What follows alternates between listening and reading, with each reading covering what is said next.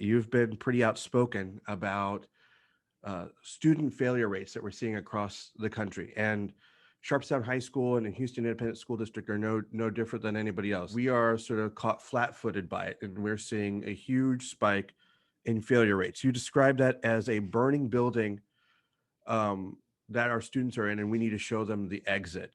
What do we need to do as a country right now to sort of stop this bleeding, so that we can at least guarantee that our grading and record keeping policies don't doom students, especially those that are in high school that are accumulating credits for graduation?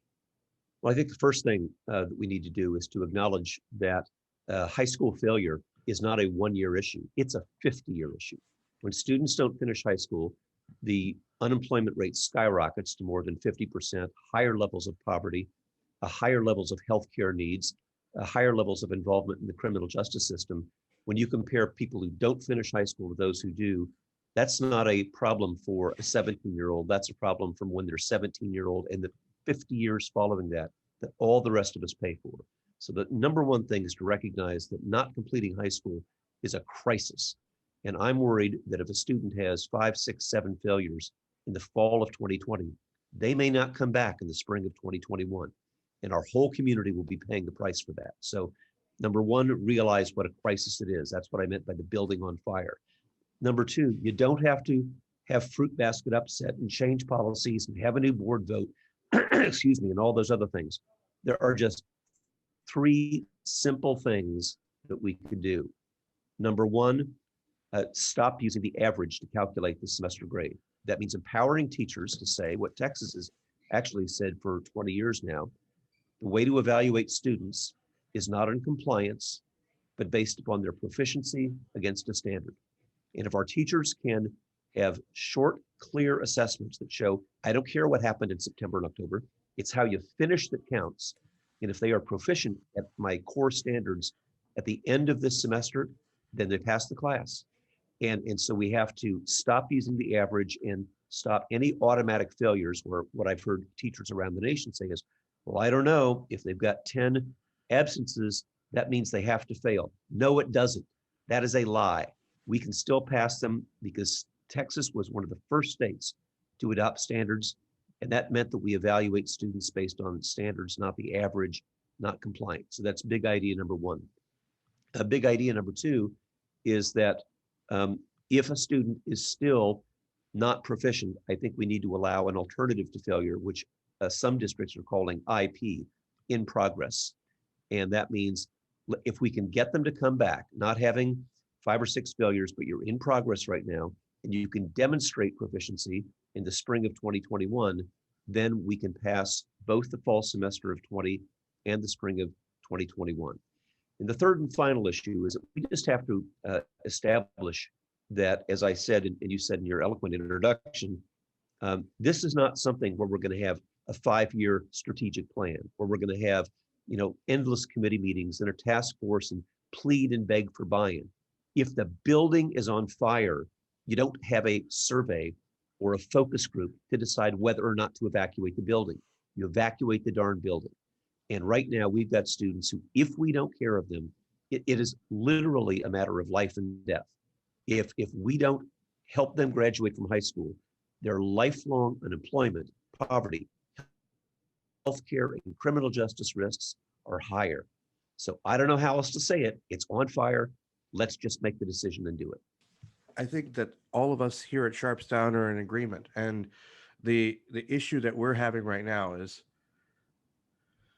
we've moved the line, and frankly, our line has always been, in my opinion, a particularly compassionate one.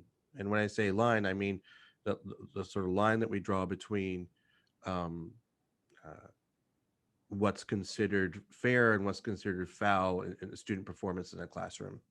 And so we've really moved that line a great deal. When we have the kinds of absences that we're seeing, we're not even able to gauge.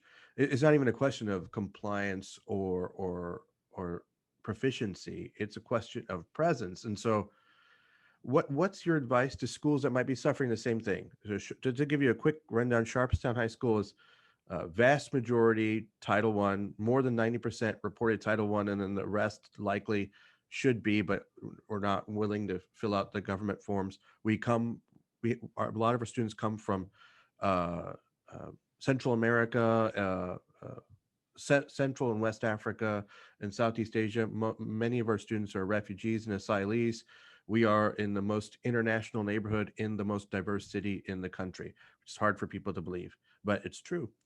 So many languages spoken on a campus, you couldn't get your head around it. And our kids try hard. A lot of them are having to work because their parents are out of work because of this pandemic, and the stories go on and on and on. What Well, are we to do? so at the core of your question is I think something that a lot of people are missing. And that is when students are absent, maybe they're just the lazy adolescent that some people say, or maybe they're working a second shift to put bread on the table because a parent was laid off. Maybe they're caring for three younger siblings. And I've worked in situations where the 15-year-old is supervising the 11-year-old who's supervising a 6-year-old who's changing the diapers for a 2-year-old. Sure. And that doesn't mean they're lazy. That just means there's other things going on aside from logging on to class right now. And I think it's incumbent upon us to do that. Now to the heart of your question, what should we do? And this is not my advice, it's rather what I'm seeing around the country. Right before this call, I was with another high school on the East Coast, 100% free and reduced lunch. And as you described, immigrant students, multi-generational poverty, some new arrivals from Central America and elsewhere. They started a program they called Take 5. Because when you look at a high school teacher with 180 kids, it's really impossible to ask me to make 180 home visits. But when they took the entire staff and divided that into the number of students they were just asking every staff member, admin, security, educators, counselors, everybody to take 5 and develop personal relationships. And that included not just calls, but home visits, appropriately, obviously knocking on doors and backing up for social distance. And they went from a 52% failure rate 2 months ago to 17% today. It's still too high, but that's a pretty darn great reduction. And a lot of it was related to just getting kids back to school. And a lot of kids lost hope. If they got a first quarter grade that says you're failing, and they know that their teacher's going to use the average, then they'll say, hey, why show up? Nothing I do that matters. But if they've got a caring adult who can say, actually, what you do does matter. It's how you finish that counts, not how you started. These solutions aren't perfect, but they're better. Just a middle school example. I realize you're a high school, but another high poverty example from the middle part of the United States, again, a high immigrant population, went from in the neighborhood of 50% attendance. Their student population of approximately 750 kids, as of last week, had 3 kids unaccounted for. But it took all kinds of all hands on deck home visits and counselors and security and social workers and faculty and everybody, even the APs and principals were out there on the streets. So it's a crisis, and that's what you got to do in a crisis.